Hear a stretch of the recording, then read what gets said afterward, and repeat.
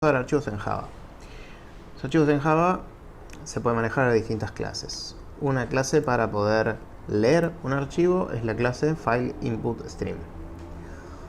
Para poder leer un archivo tenemos que instanciar un objeto de la clase FileInputStream y en el constructor le tenemos que pasar como argumento un string que es el archivo o bien la ruta y el nombre del archivo donde ese archivo está. Ahora, si nosotros no especificamos una ruta absoluta, es decir, que empiece desde la raíz del sistema de archivos, desde C2 puntos o desde barra en Linux, entonces la ruta es relativa a nuestro workspace o donde se ejecuta el programa, en la carpeta donde esté el jar que vayamos a ejecutar. Si en el navegador de proyectos van a su proyecto y se fijan en las propiedades, van a ver de que en resource dice location, y les va a decir la ruta donde se encuentra la carpeta de su proyecto. En este caso, yo ahí la abrí, se las voy a mostrar. En la carpeta de mi proyecto yo tengo la estructura típica de un proyecto en el Eclipse, que tiene carpeta bin, la carpeta source, unos archivos que describen ese proyecto, una carpeta de settings y esta que creé yo que se llama archivos del programa. Y ahí adentro creé un archivo de texto que lo llamé datos.txt y adentro tiene, bueno, una invitación que se suscriban al canal y que activen las notificaciones, bla bla bla, podemos agregar cualquier cosa más. Bueno, desde el código entonces lo que hay que poner es la ruta de ese archivo. Como acá yo no especifiqué nada antes, si se fijan, la ruta del archivo sería home, misa, eclipse workspace, lectura flujo bytes, y acá adentro está la carpeta de archivos de programa. Dentro de archivos de programa ahí está el archivo de datos, este es el contenido del archivo de datos, ¿sí? Y esta es la ruta completa. Yo no estoy escribiendo todo esto en mi programa. No conviene nunca poner una ruta absoluta en un código, porque obviamente no va a correr en la misma computadora que ustedes lo están programando. Entonces, la mejor manera es ponerlo en la ruta relativa, como dice yo, archivos de programa barra. ¿Y dónde está el archivo de programas? Y archivo de programas está en la carpeta donde se ejecuta nuestro programa. En este caso sería lectura flujo byte. Entonces, dentro de lectura flujo bytes hay una carpeta que se llama archivo de programas y dentro de esa carpeta está el archivo datos.txt que tiene la invitación a que se suscriban al canal, bla bla bla.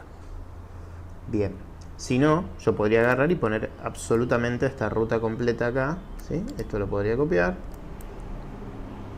y lo podría pegar acá, ¿está bien? Pero bueno, de nuevo, conviene hacerlo siempre de esta forma relativa donde se va a ejecutar el programa. Tenemos un objeto de la clase FileInputStream que acá se llama flujo mi archivo. Como estoy en un bloque de try, todo lo que existe o se crea dentro de un bloque de try no existe luego de que la llavecita del try termine, así que hay que crear esa referencia fuera del bloque de try, si uno la pretende usar después, ¿no? Si no la usa después, no da lo mismo que nada. Después de haber abierto ese archivo, esto lo que hace es dar un pad y el nombre de un archivo, lo abre, y cuando lo abre, nada, lo abre y punto. Ahora, estando abierto ese archivo, nosotros lo vamos a manejar desde un flujo. Ese flujo es un objeto de la clase FileInputStream. El archivo está abierto. Ahora, con un archivo abierto se lo puede leer o se lo puede escribir. La clase FileInputStream nos sirve para leer un archivo. ¿Cómo lo vamos a leer? Bueno, del flujo que nos devuelve FileInputStream vamos a llamar al método read. El método read precisa un argumento. Ese argumento tiene que ser un array de bytes. Un array de bytes. Entonces al read le tenemos que pasar un array de bytes que ya esté construido. Yo acá construí un array de bytes que se llama buff, que tiene tamaño 15. Si no se acuerdan cómo funcionan los arrays, revisen los videitos anteriores que está. Entonces, buff, le paso buff, ya está. Esto lo que hace es leerme el archivo entero. Ahí hay una mentira que lo vamos a ver, pero lee el archivo entero. Ese archivo está guardado en formato de bytes en la computadora. Pero Java no maneja bytes para mostrar información, maneja strings. Entonces lo que tenemos que hacer es convertir del array de bytes a un string.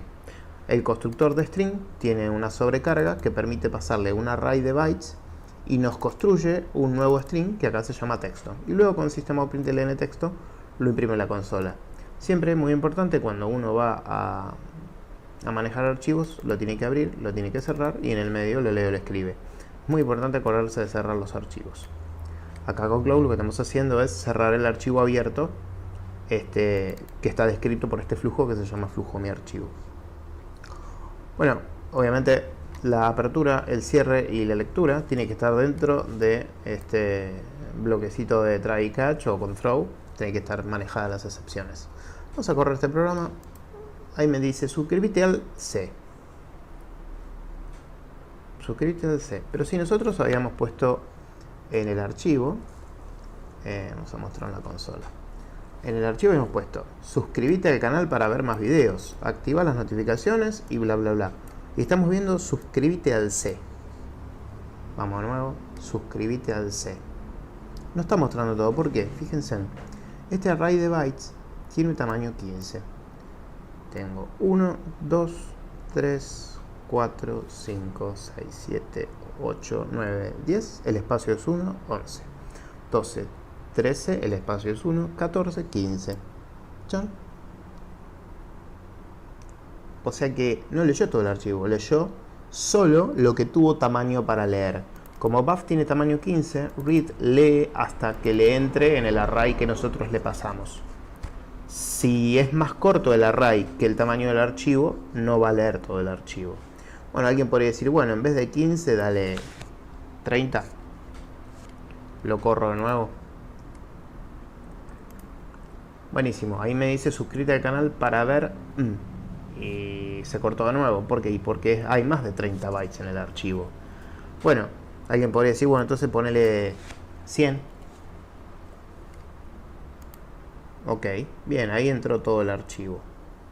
Pero, ¿qué pasa? Alguien podría decirme, sí, pero ¿y si tengo que leer un archivo más de 100? Y bueno, crear un array de 1000.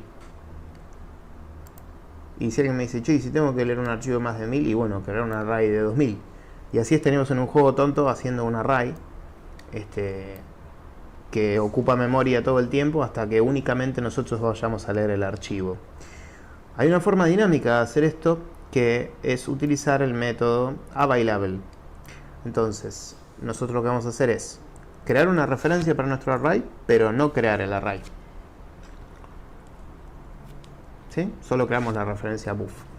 Antes de leer el archivo, vamos a crear nuestro array, sí. Entonces, hacemos un buff, new, byte, corchete, corchete, y acá iría el tamaño. Bueno, el tamaño de nuestro archivo lo tenemos en el flujo al archivo, flujo a mi archivo, punto available. Available nos devuelve, lo pueden revisar en la documentación de Java, de Oracle, ¿sí? El método available nos devuelve un estimado de los bytes que quedan por leer en el archivo. Así que si nosotros no leímos nunca el archivo, podemos confiar que nos va a dar todos los bytes que queden en el archivo, o sea, el tamaño del archivo, en definitiva. Habiendo dimensionado ese array en función del tamaño del archivo, ahí sí, buff ya tiene el tamaño de bytes que el archivo tiene. Y esto es dinámico. Mi programa ahora sabe leer cualquier tamaño de archivo de entrada. Vamos a correr.